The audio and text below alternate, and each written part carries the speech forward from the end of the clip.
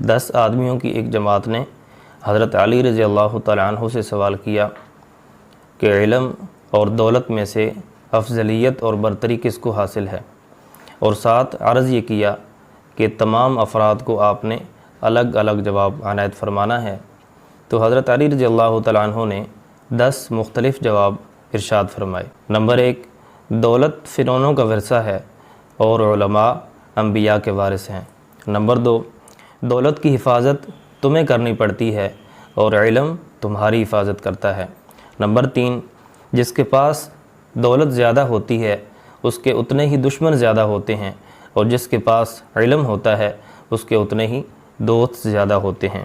Number 4، دولت بانٹی جائے تو کم ہو جاتی ہے، جبکہ علم بانٹا جائے تو علم بڑھتا چلا جاتا ہے۔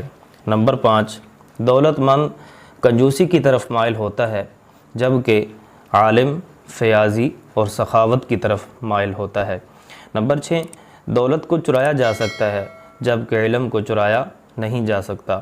نمبر 7، دولت محدود ہوتی ہے جس کی بنیاد پر اس کا حساب کتاب کیا جا سکتا ہے، جبکہ علم اس کی کوئی انتہا نہیں، وہ لامتناہی ہے، لامحدود ہے۔ نمبر 8، دولت وقت کے ساتھ کم ہوتی چلی جاتی ہے، جبکہ علم اگر محنت کی جائے تو وقت کے ساتھ ساتھ بڑھتا چلا جاتا ہے۔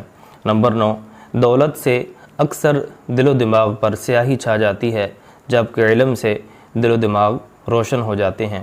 نمبر 10، دولت نے فرعون، نمرود جیسے خدائی کا دعویٰ کرنے والے پیدا کیے، جبکہ علم نے ابو بکر و عمر، عثمان و علی، طلحہ و زبیر، حضرت عبداللہ بن عباس، حضرت ابن مسعود رضی اللہ تعالی عنہم جیسے رہنما پیدا کیے۔ اللہ رب العزت سے دعا ہے کہ اللہ رب العزت ہمیں حلال دولت اور علم نافع عطا فرمائے۔